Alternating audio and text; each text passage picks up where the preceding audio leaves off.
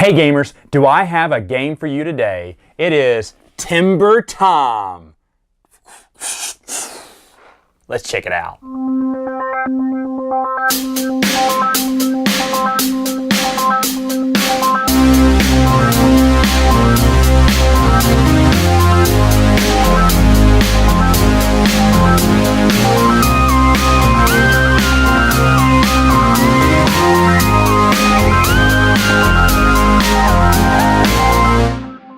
It seems like I say this a lot, but setup for this game is ridiculously easy. What you're going to do is each player is going to put their pawn right there on this peg board at base camp, and it's just a 3D board. That's just all it is. And what you're going to do is you're going to pick which color you want to be, and you're going to get your adjacent little player board, and you're going to fill it up like so. So for instance, I have 3 supplies, 3 axes, a chainsaw, 2 heli radios, and 2 heli flights in the game, and we're trying to go to the peaks of all 4 of these little white mountains here and bring back the treasure, and you're trying to get all 4 treasures in there. Now during your turn, what you're going to be doing is you're going to be moving the spaces allocated on the board. So for instance, if I start in this green area here, it says I move 6 spaces, and then afterwards I would plant 3 trees. And so as you see, here are trees here, and you would just plant them anywhere. Now you cannot plant them on sheds, on mountains where treasure is. You can't place them on bridges, duh.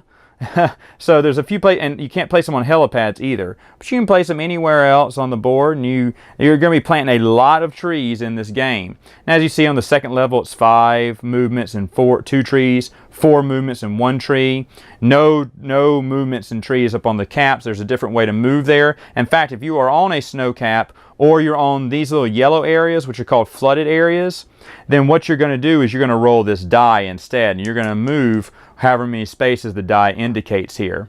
Now, how to use each one of your things. Of course, if you want to use one of your axe cards, you can cut down a tree that's in front of you, and that's what players are going to be doing. They're going to be placing trees to kind of, like, let's say my character's here, and someone decides, oh, Matt, I know you're going up here, so I'm going to play it here, I'm going to play it here, and I'm going to place my last tree there. Oh man, now I am trapped. I got to go around all this? No, I can get rid of one of my axe cards, and I can hack down one of those trees and then continue my movement. I must move the full, in this case I started here, so I must move 6 spaces fully.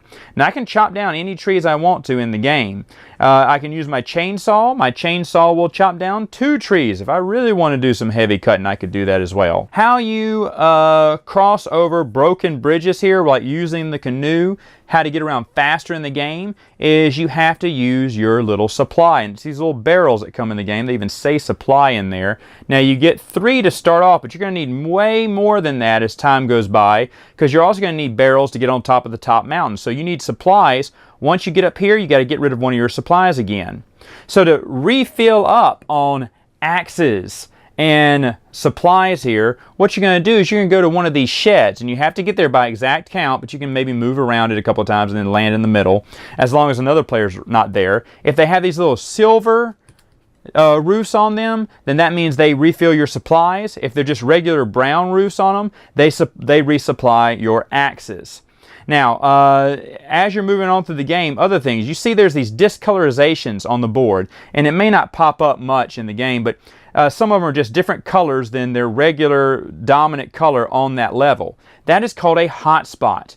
If you finish your turn on a hotspot, you can actually use your heli radio, and it will automatically take you to the nearest shed. So maybe I want to go to this shed here, and I can move over to that shed, and I can automatically restock my axes. And you get 2 heli radios in the game to use when you want.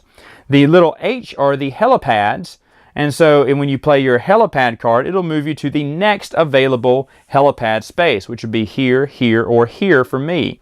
And so I'd move over here. Basically, just it can move you a little bit faster along in the game, but you only have 2 of these to move during the game. So you can move anywhere on the board from one helipad to the next to get around. As you get up on one of these mountains, you don't have to land exactly on the treasure, but you can pass it. Once you pass it, you will get that treasure, and this is oblong. And as you see, each one of them, there's the half moon range, 10 oblong right there. So I put the treasure there. as I'm trying to get all these. I'm trying to get all 4 treasures, put that treasure in that space to let you know, all right, I've already climbed that peak and gotten that treasure. I need to go to the next one. And what you're doing is you're going around the board, of course, planting more trees, hacking down trees, trying to get all 4 treasures and make it down to base camp. Now, once the first player makes it back to base camp, if they weren't the ones that ended their, they weren't the final person to take their turn, it finishes out the rounds to see if anyone else can get back to there. So for instance, I went first in the game, and let's say I was the first one back to base camp. Everyone else would get one more turn to see if they could try to make it back to base camp. Now, other things that can happen in the game, if you end your turn in a flood zone, or if you are in one of these hot spots and you do not use your Hello Radio, you'll have to pick one of these cards. And these cards do just random things in the game. Sometimes, a lot of times they'll have you plant more trees. Sometimes they'll be bad, avalanches, or sometimes they'll be good. You'll find supplies. So they can be both good and bad. Now, any bad things that happen can affect other players unless they are in a cabin. If they're in a cabin, it will not affect them if it's a bad thing. So that's when you can play cards on those turns. And what you're going to be doing, like I said, you're trying to get back to the base camp with all 4 treasures. Now, there is a tiebreaker. If someone else makes it the same time as you, it's whoever has the most supplies left over, most items left over on their board would also win the game. Now, the game does come with a little mini expansion called the Woolamai trees. They're just different color from the dark green trees you see here. Each player will start with a few of them, and what the special thing about these trees is they can never be chopped down. So these are like permanent trees that you would put on the board. And then finally, one last cool thing about this game, it's on pegs. Turn it upside down, right side up, it's still there. The pegs are really tight in there, so it's a well-produced game, which I'll get to that, and my final thoughts, which is right now. Final thoughts. What do I think about Timber Tom? This is a huge game, right? First off, let me get with the bad, because there is some bad in here. The game is basically move and go, move and go. It's a racing game. There's not much strategy to it. There's not enough trees to plant. You'll run out of trees very quickly in the game. Even with the little mini expansion, which is really not worth it. I just got it for the extra trees, and still you don't have enough trees. They could give you, you need double the amount of trees than what they provide in the game. And I wish there's a place where I could go and buy some new ones, but I can't find where I can refill my supply. But I would definitely buy another whole box of those trees, because there's not that many in the game to use. You also have tons of axes at your disposal, so you can always chop down trees. You're never going to get trapped in the forest. So it's almost like, yeah, you're making them use up their supply. They have to go to a cabin, but it's kind of simple and easy. Like I said, not much strategy. You don't get to play those cards that much. Not very often are you going to be ending your turn in a flood area or a hot spot. So the cards, which I think are really awesome, and they can add a lot in the game, they're not used that much. The die, you're hardly going to roll that. If you're on the snow cap or in the flood zone, you'll roll it. Other than that, it's not going to be used much in the game. There's a lot of elements that, especially the cards, that you should be playing more cards in the game. And maybe the cards is what denotes how many trees you plant. I don't know. There's got to be a better version than how the rules state it, because it's very bland. And it's for kids. It's for kids. Kids would love this game. Let me just say that. Kids would really love this game. Adults would not. They get bored real quick. I was getting bored as we were playing the game. My nephews enjoyed it all right, and the game looks really nice. And that's the good thing about this. I have never seen, there are not that many games in my collection. In fact, this is one of the few games where the production quality is like A+, man. There's few games, I can say that are just perfect in, quality. And Timber Tom has a lot of passion poured in it. Whoever made it, whoever put it together, they put together a quality product. You saw those pieces. Those are hard cardboard. Those are nice trees. The board's 3D. You can turn it upside down and shake it, and it will not fall out.